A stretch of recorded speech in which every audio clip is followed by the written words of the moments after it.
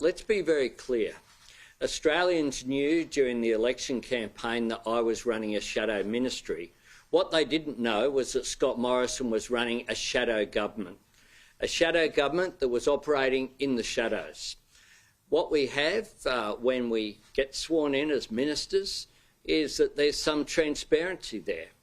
A whole lot of questions arise from this. What did Peter Dutton and other continuing members of the now shadow ministry know about these circumstances? How is it that the Australian people can be misled, whereby we know now that Scott Morrison was not only being Prime Minister, but was Minister for Health, was Minister for Industry and Science at the same time as Resources, was the Minister for Finance.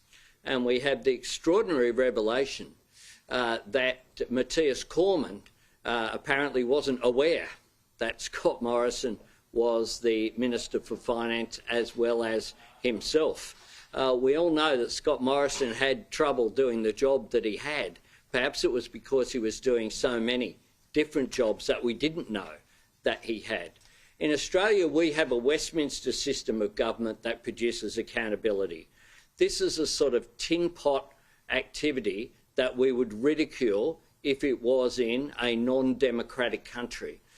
Here in Parliament, I, as leader of my party, and the Peter Dutton now, but Scott Morrison as the former leader of the country, would table the list of ministers.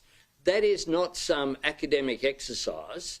That is so that people can be held accountable. And how is it that the Governor-General could swear in Scott Morrison into ministerial portfolios without there being a transparency there about that process? This is quite extraordinary. Australians need a Prime Minister who's focused on the job that they're given. Nothing about the last government was real, not even the government itself.